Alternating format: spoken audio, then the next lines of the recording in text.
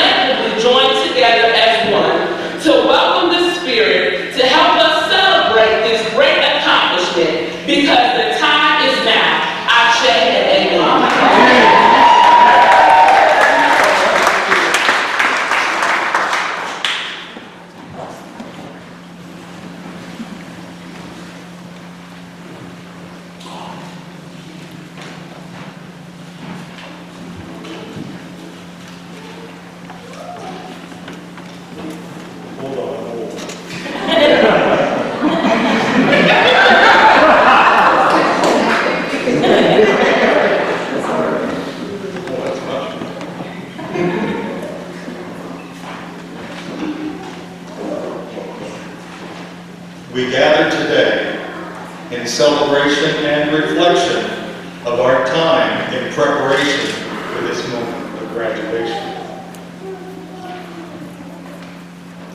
Spirit of love and light, source of our seeking nature, we thank you for this day and our way forward, that we may be led by an inner wisdom and gratitude for the community we enter and the work we are called to do. Blessed be all who dream to care for the future we are about to engage upon. Provide for all the courage and care to see through the fears and doubts that can plague our often shadowed world. Help us to realize the capacity that dwells, often unknown and untapped, within ourselves and the hearts and minds that surround us. Ever invite us towards a love given by you to the world, that we may produce the sacred meaning needed to protect and sustain the relationships that are our communities of faith. For now is the time. We need each other to be our most loving and loved selves. And help us to realize what it is that God requires of us at any given time and place, and then embolden us to live that requirement. Form within us a life that heals rather than harms, that offers patience where patience has grown thin, that offers a presence of humility when self-righteousness seems all around, that offers a genuine nature of compassion when judgments are held to bear upon so many. Hold us to our committed paths, that we may be the very thing that holds up a light of generosity and gratitude, not for our own accomplishments, but for your accomplishments through us. And when the time comes where sacrifice is needed within our family of humanity, allow each one of us the wisdom to consciously act in the world with unconditional respect and love, which is the holy and deserved foundation of all God's creation. For this, I believe, is such a time. Amen. Amen.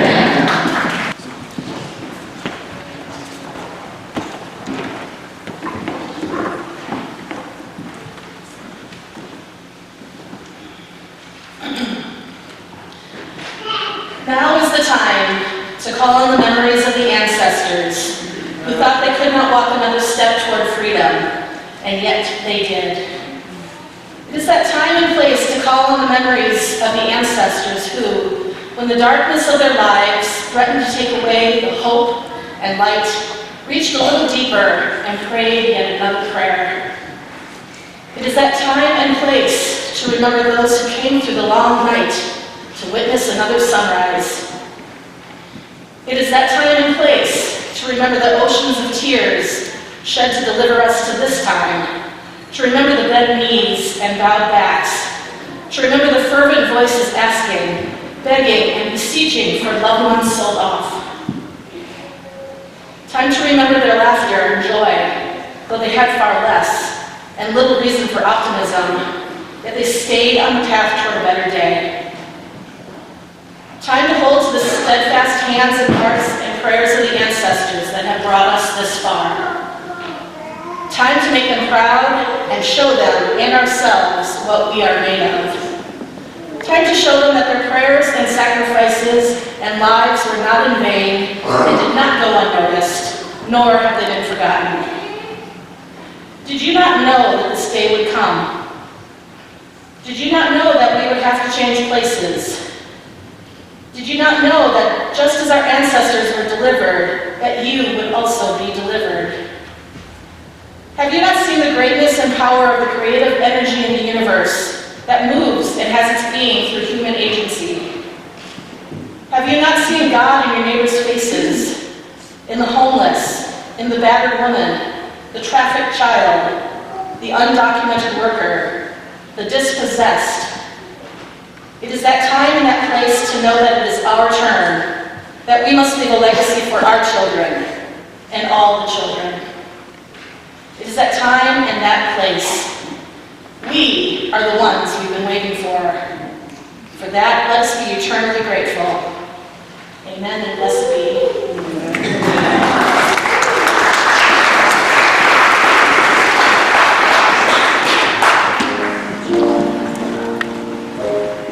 A reading from Esther, the 4th chapter. When Mordecai learned all that had been done, Mordecai tore his clothes and put on a sackcloth and ashes, and went through the city, wailing with a loud and bitter cry. He went up to the entrance from the king's gate, for no one might enter the king's gate clothed with sackcloth. In every province, wherever the king's command and his decree came, there was great mourning among the Jews, with fasting and weeping and lamenting, and most of them lay in sackcloth and ashes. When Esther's maids and her eunuchs came and told her, the queen was deeply distressed. She sent garments to clothe Mordecai, so that he might take off his sackcloth, but he would not accept them. Then Esther called for Hathach, one of the king's eunuchs, who had been appointed to attend her, and ordered him to go to Mordecai to learn what was happening and why.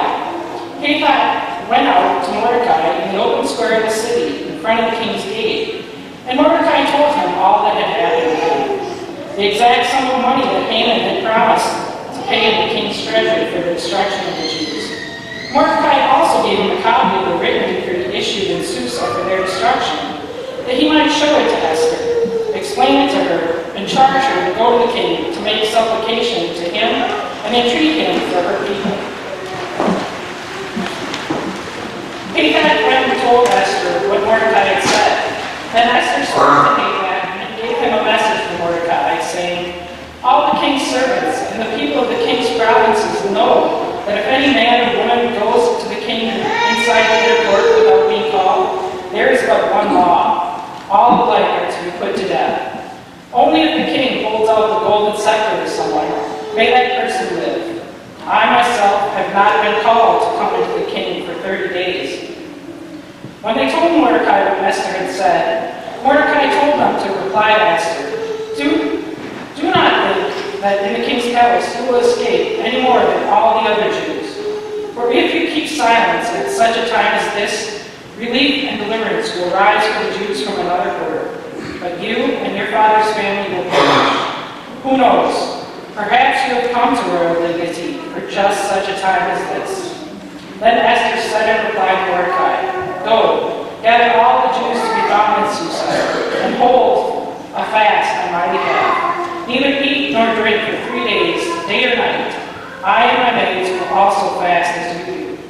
After that, I will go to the king, though it is against the law, and if I perish, I perish. Mordecai then went away and did everything as Esther had ordered.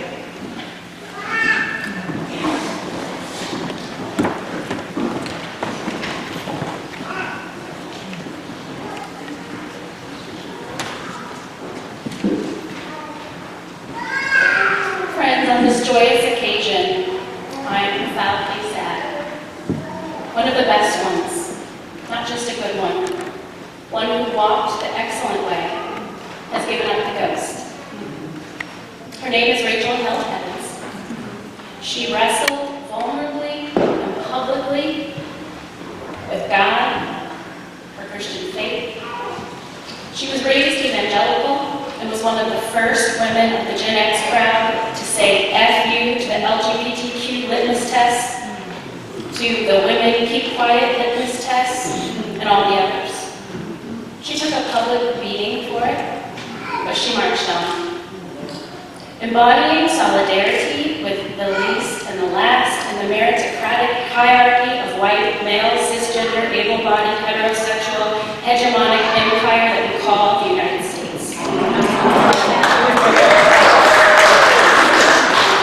She radiated love as she spoke truth and love, making straight the way for misfits like us. In and she would love United Theological Seminary.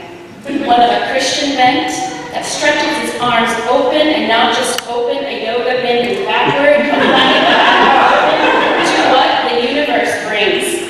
This is what I have gathered about you, United, from my first encounter with your faculty, IO, at a stuffy conference 2 years ago, to receiving the invitation from your president, Dr. Lou Zeidner, to screen the documentary about my recent sojourn yesterday, and to join you on your sojourn today.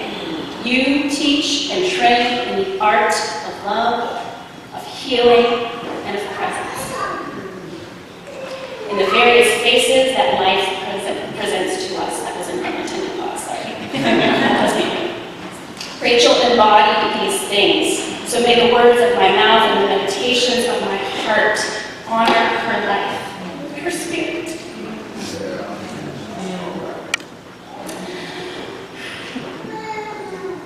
I'm really happy for you, really. Last night at dinner, one of your professors said, Larisha, bring a word tomorrow. This morning, my mom sent me a text that reads, praying that you are a voice of wisdom and encouragement in Jesus Christ for students embarking on a new phase of their lives. As I run my hands all morning editing these words that I had prepared before coming here, I said to myself, Larisha, speak as though their lives depend on it. And that is what I'm here to do. I am speaking to you because our lives depend on it. The lives of others depend on it. So I modified the theme of the graduation to fit the theme of my talk. Here it is. You were made for such a perilous time as this.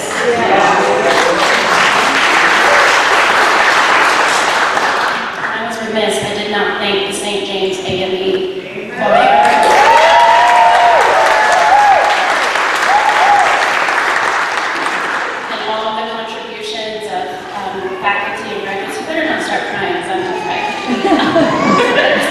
Checking your fake eyelashes somewhere. St. James, you brought me back to the place of my soul and heart where I was reared in a black church at my grandfather's feet. So thank you for bringing the spirit today. And Chaplain John has a really nice tender voice, by the way. But seriously, today is a poignant day. Like life, an ending and a beginning. Gods of creation and destruction coalesce, hovering over our heads, buzzing with potentialities, brimming with finalities.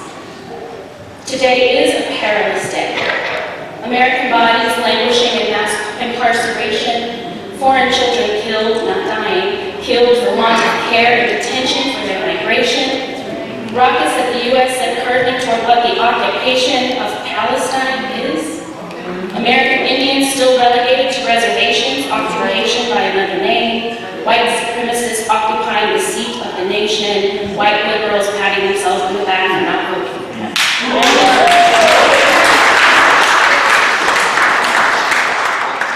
Today is a premonition day, like deja vu of something once dreamed, materializing before your eyes, haunting the present and chanting the future. Today, graduates, is a precipice day. Fear possesses minds and hearts, beckoning bodies, calling forth capitalistic incantations, confusing vocation with coronation like a president who never had either. So here we sit on that precipice between despair, for these are perilous times, and hope for those premonitions and poignant moments. So I'm here to issue 3 things today: a call, a challenge, and a charge. The call is this: do justice. Make no peace with oppression. Fearlessly contend against evil. It's real. If you didn't believe it, you should believe it. Friends, this is not politics in the partisan sense. This is not voting. That's low-hanging fruit for the most of you who don't work 3 jobs, so you can't get off work to vote. Most of you are privileged enough that voting is the least act of citizenship. This is upsetting systems and structures, turning out the moneylenders from the black and brown part of town. This is being a marked man, woman, he, she, they, because the press caught wind of not just your religious institutions telling you, so long, this is your family rejecting you for being you. This is prophets without honor in their homes and their hometowns. But to do justice, you have to see injustice. How? Politics will not save us, not Green New Deals or years of the woman. Only proximity to suffering will save us. Because only by being acquainted with grief are we pushed to lean hard into our humanity and the humanity of others who suffer just like we do, and sometimes even more than we do. To see those relegated to the margins, placed in literal cages, displayed for us to see that they are nonetheless being treated humanely by an empire. You have to go through Soweto and Samaria and the south side of Chicago to see the waylaid stranger, to see the so-called prostitute at the well, and to glean her wisdom. To be radically for humanity and the universe is what you have to be. To pour out your life for humanity and the universe, the earth, your neighbor, your enemy, the stranger, the friend, the lover, the child. This is a subversive act. To not only teach such radical unity, but to embody it. For the teaching without the testimony is useless. When I speak in primarily Muslim context, I'm often introduced as a Christian who lost her job in order to stand in solidarity with them. This is painted as a radical act, and I believe this is who we are called to be in the world.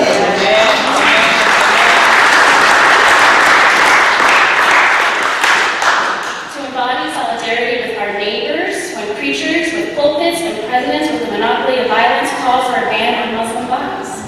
When they call for religious freedom to be protected, they don't mean to include my Muslim neighbors. That's right. So we have to stand in the gap with them. Amen. Whatever that looks like, whatever the cost. That's the cost. Yeah. My challenge for you, friends, for well-educated people like yourselves, don't be paralyzed by your privilege. There is work to do. There's a song I learned in the church I grew up in, Ain't Got Time to Die. Too busy serving my master. Too busy working for a kingdom not of this earth. Too busy serving the poor. But it's not enough to know not to be paralyzed by your privilege and to know that there's work to do. You have to use your privilege in the service of the liberation of the oppressed. So you got privilege, you got to divest of the privilege.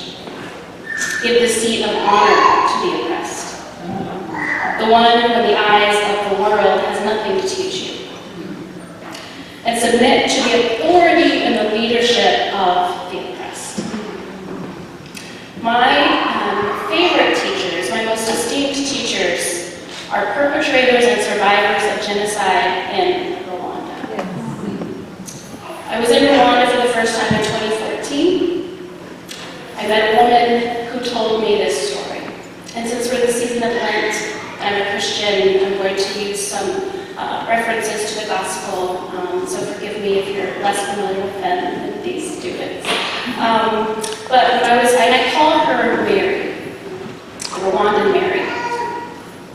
And Mary greeted me warmly as I sat and listened in a circle under a tree in the hot summer in 2014, 20 years after the genocide had commenced on Easter Day. On that day, Mary was in her home, and the genocide against the Tutsis had come into full swing. And a man came to her and he said, your God died today, and you're going to die too. And so he screwed her here, and here, and here, and left her for dead. She survived. Rwanda is a beautiful country, not an Esco country like our president says. It's a land of 1,000 hills. And if you look out on any day, you can see people coming, you can see people's crop circles, their fields, the pride that they take in the land. And Rwanda is a land of 1,000 hills and 1,000,000 even smiles that mask the pain of the genocide. And one day, Mary is walking down one hill, and from across the view, she sees the man who left her for dead on Easter Day. Imagine that vista. Your enemy walking toward you. And Mary had to decide in an instant how she was going to be and who she was going to be in the world. And then in Rwanda, they call the perpetrators genocidaires. And as he approached her, she said, "Do you recognize me?" He said, "Lady, I don't know you." And she said, "Sure you do. You screwed me here and here and here, and you said my God died and I would die too." And she said to him, she looked him in the face and said, "I am your mother. When you see me, speak to me." And in the biblical story, the New Testament story of Jesus on the cross, his mother, Mary, is at the foot of the cross. And the disciple John, whom Jesus loved, was standing next to him. And he said, "Woman, behold your son. Son, behold your mother." This Rwandan Mary looked in the eye of her enemy, and she re-imago deified him. She gave him his humanity and dignity back. And not only that, she made him her family. That's radical, subversive, lives poured out. Not for a cause, but for one another. What do we have to forgive if perpetrators and survivors of genocide can forgive such heinous acts? That's right. Partisan politics? So my charge to you, friends, in the vein of the prophets and teachers and seers and sages of the ages, please stand. And if families want to stand and reach out your hand to them, this is a blessing to them. In the vein of the prophets and teachers and seers and sages of the ages, those past and present. In the vein of my ancestors who said, "Didn't my Lord deliver Daniel? Then why not deliver me?" In the vein of the subversives, not allies, the accomplices, the revolutionaries who overthrew systems from without, the reformers who changed systems from within. In the spirit of my grandmother who marched on Washington, not knowing whether she would meet her death blow at the baton of the police. In the name of Eric Garner, who did meet his death as such. In the name of my granny, the Oklahoma one, not the New Jersey one.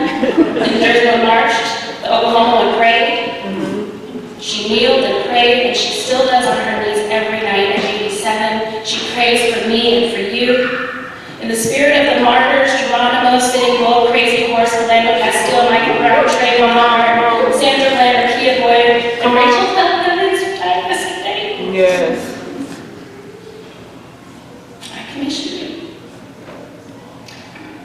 If you hear the dogs, keep going. If you hear the torches in the woods, keep going. If they're shouting after you, keep going. Don't ever stop. If you want a taste of freedom, keep going. That's right. And even though Harriet Tubman said this about slavery, marching toward freedom across the Jordan, the proverbial Jordan, I would like to believe that Harriet Tubman would approve of our climate to our charge today to keep moving toward the liberation of all people. We will not be applauded. We will not be rewarded with raises or promotions. In fact, we may be demoted, removed, exiled, even killed. Yeah. That will be our honor. Yeah. People may accuse us of having lost our minds, of having abandoned our spiritual or ideological commitments. But this is our charge, this is our call. Yeah. Love to you, brothers and sisters. Thank you. Love to you.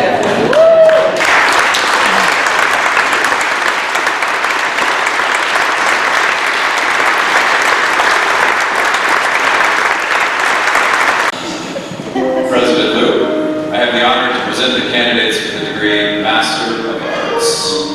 Candidates or candidate may rise.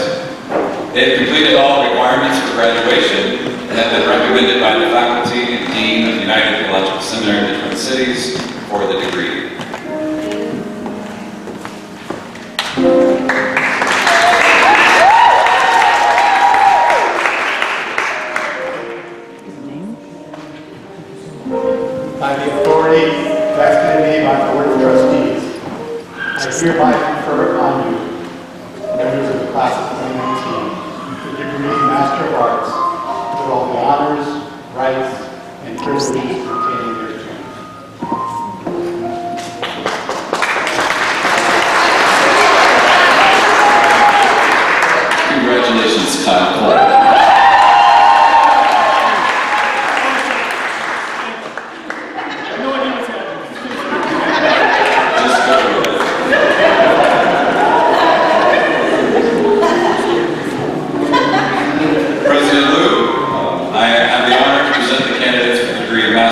Arts in leadership, you also may rise, candidates. They have completed all requirements for graduation and have been recommended by the faculty and dean of the United Theological Seminary of the Twin Cities for the degree. Hold on. You're going to say your piece, and then I'm going to announce the graduates. By the authority vested in me by the Board of Trustees, I hereby confer upon you, members of the class of 2019, the degree Master of Arts in Leadership, with all the honors, rights, and privileges pertaining thereto. Please come forward to receive your diploma as your name is called. Samantha Field.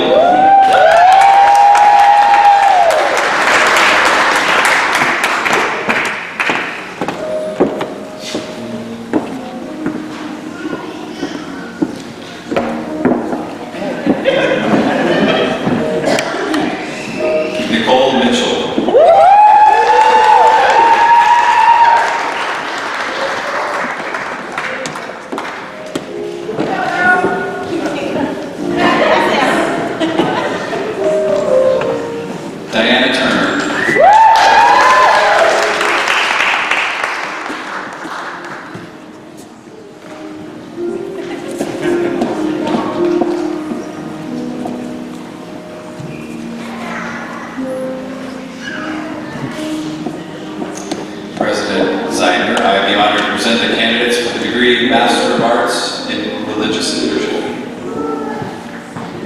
They have completed all the requirements for graduation and have been recommended by the faculty and dean of the United Theological Seminary of the Twin Cities for the degree.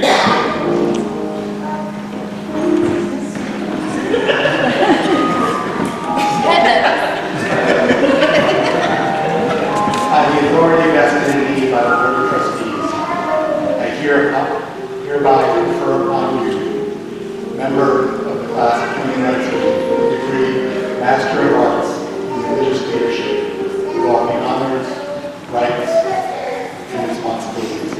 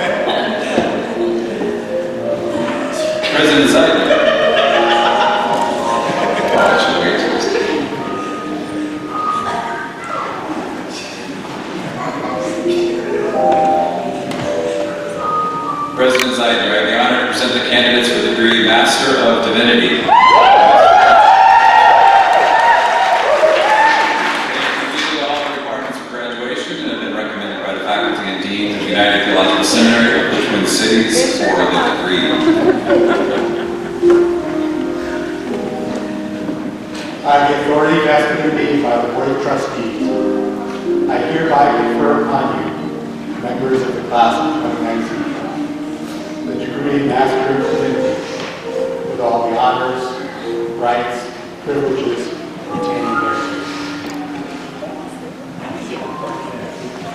Please come forward as your name is called.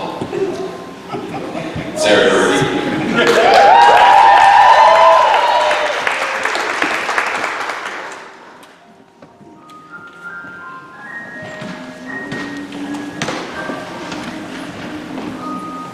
Rebecca Craig.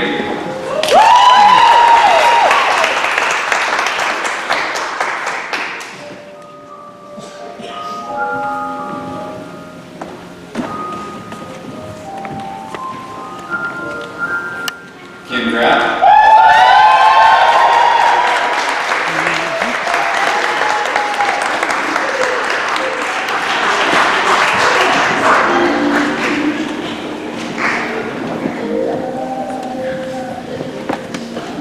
Sarah Beth Green.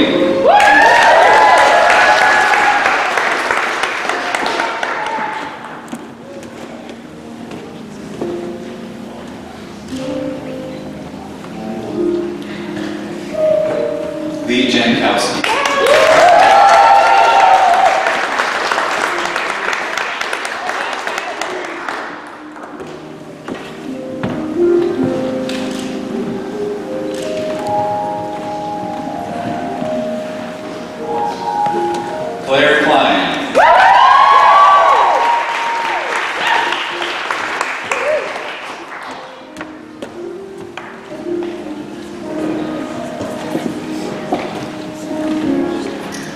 Mayland Wong.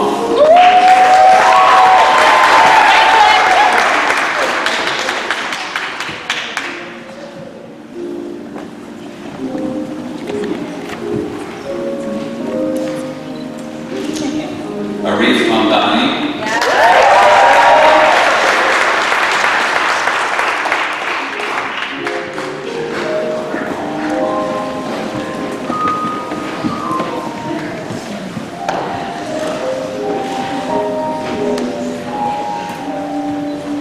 Katie Matson Daly.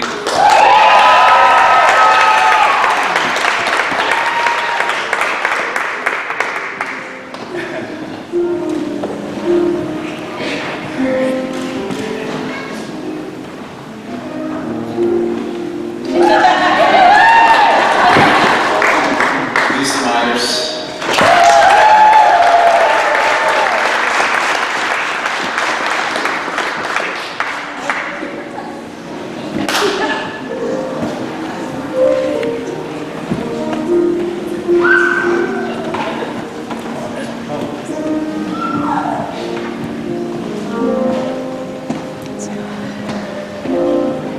Cyrita Ogunini.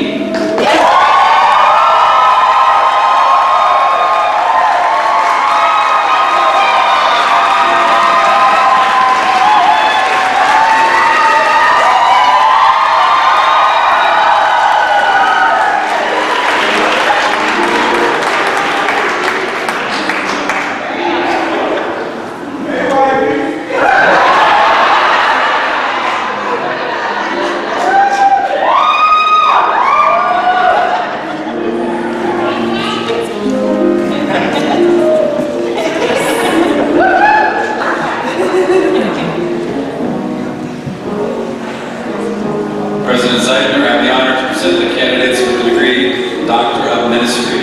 They have completed all the requirements for graduation and have been recommended by the faculty and dean of United Theological Seminary in the Twin Cities for the degree.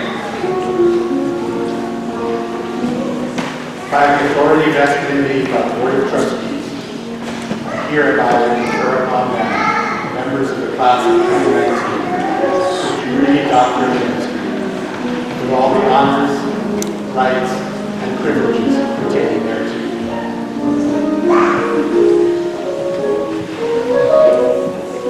Please come forward to receive your diploma as your name is called.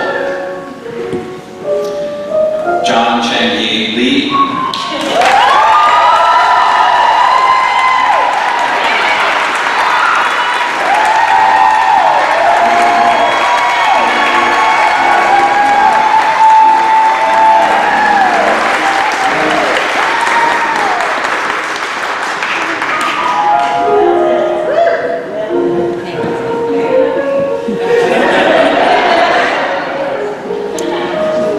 Christine Maroney.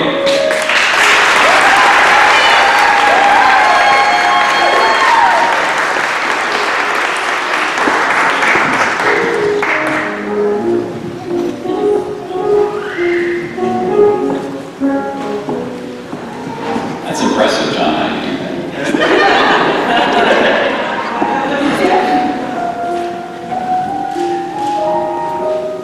Steve Newcomb.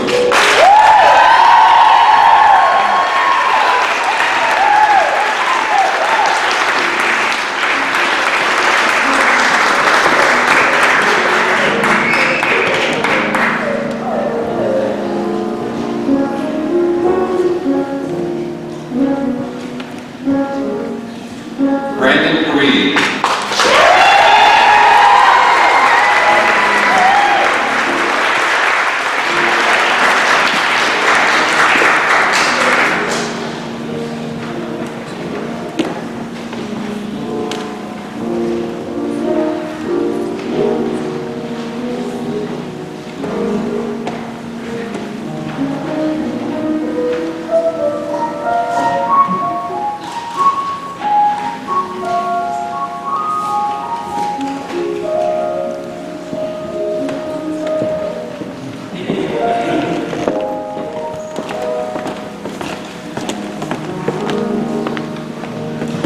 President Zeidner, I have the honor to present the candidates for the certificate in Buddhist chaplaincy.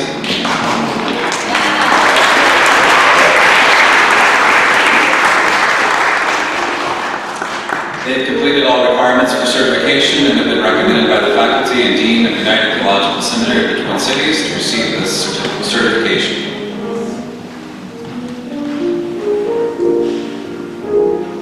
By the authority vested in me by the Board of Trustees, I hereby confer on you, members of the class of 2019, your certificate in Lewis chaplaincy, with all the honors, rights, and privileges pertaining thereto.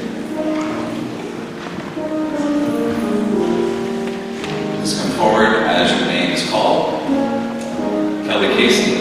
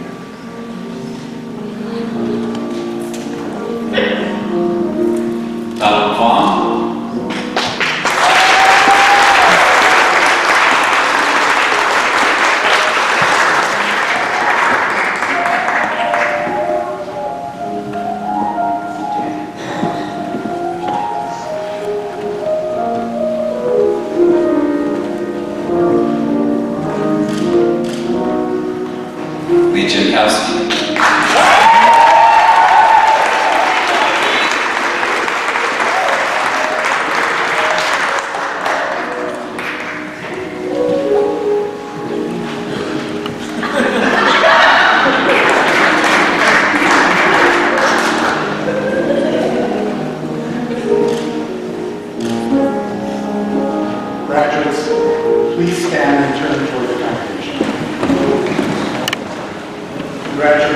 Congregation, please congratulate the class of 2019.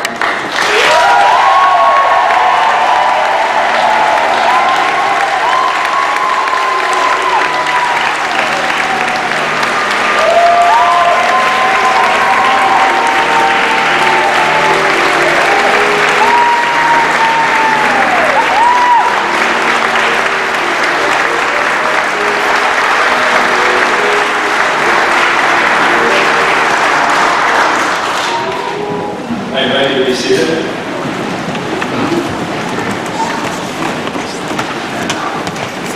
As we are moving back into worship,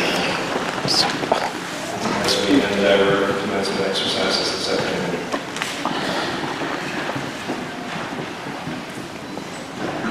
lots of feelings. Lots of feelings. So I invite you all to take a breath with me. Not to move the feelings away, but to give them a little bit more space. To make everything that we're feeling the ground of this blessing that we are about to share.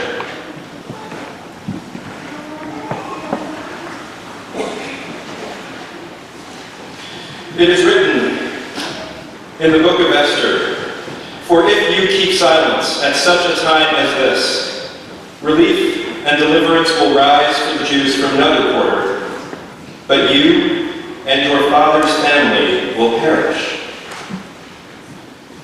Who knows? Perhaps you have come to royal dignity for just such a time as this. This is our time. We will not keep silence at such a time as this. May our ministry meet the world's great need. We will not keep silence at such a time as this. May we remember that our fate is intertwined with the fate of all. That there is no you or me, only us, only we. That deliverance for anyone, Jew, Muslim, Christian, immigrant, day laborer, lesbian, gay, transgender, bisexual, all those incarcerated, all rendered invisible. Deliverance is not served by our silence. We will not keep silence at such a time as this. We choose solidarity over silence. May our voices ring out in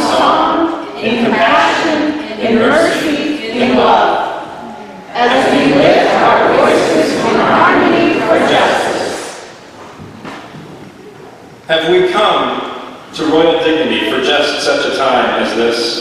Yes, we have. We will not keep silence at such a time as this. May we hear the call that is ours, that we might put our hands to the great arc of history, helping it to bend to justice. And to joy. As we travel with God, our heart's understanding, may the path we take be blessed. May we help create a world transformed by our prayer. And let all people say, Amen.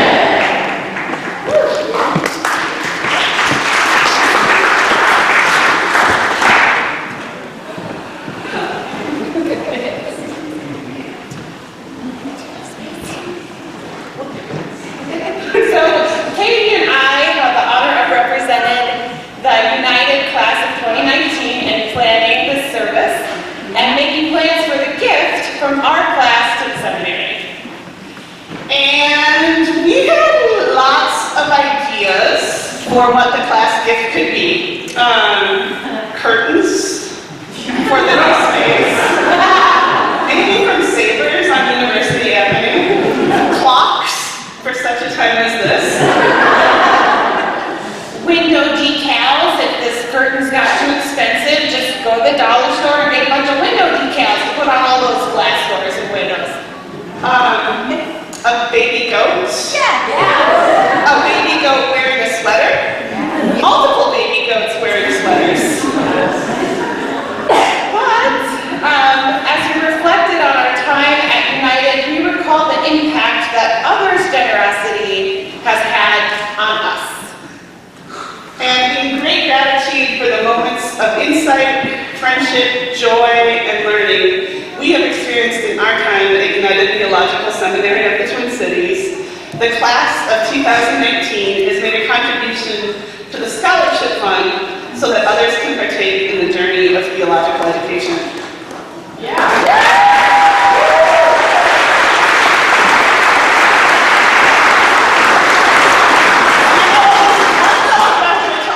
She hasn't given yet because she didn't have an envelope, so I can give you an envelope. It's not too late to give. I'm sure the scholarship fund would still appreciate any donations. So, so will you pray with us? No, yes. Oh, just kidding.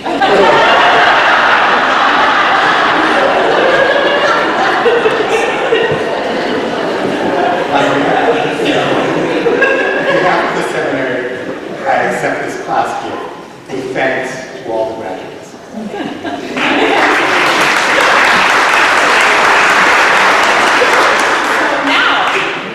Now at this such time, will you pray with us?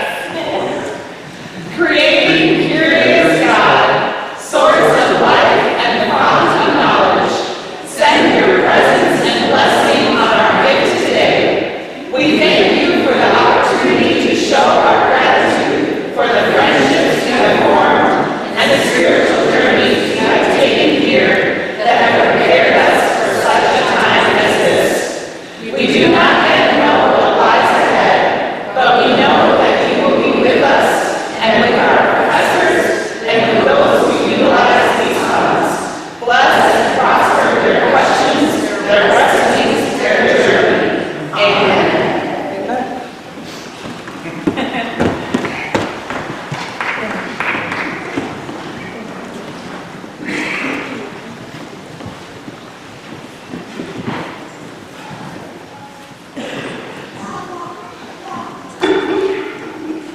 It is utterly redundant for me to give you a charge after the amazing sermon and charge that we've all received from Dr. Hawkins.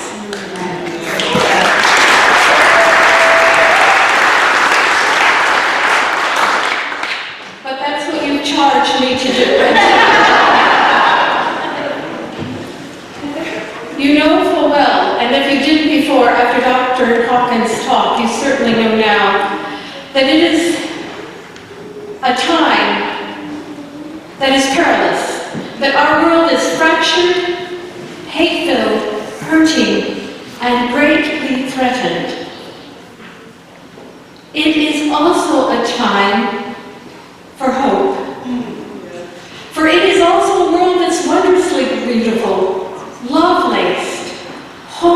shyly emerging new life and deep, rich relationships. In such a perilous yet hopeful time, I charge you, keep your eyes open. Be realistic about the threats you face, and more importantly even, about the threats that those who are rendered invisible by this empire face, and respond to them with passion. But I charge you, do not let those threats overshadow your sense of wonder at the beauty, the love, new life, and deep relationships.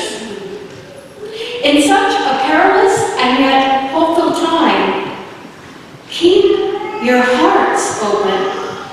Those who you meet need the skills you have developed, the faith you have deepened, and the knowledge you have gained. But even more, they need your passion, your compassion, your solidarity, and your openness.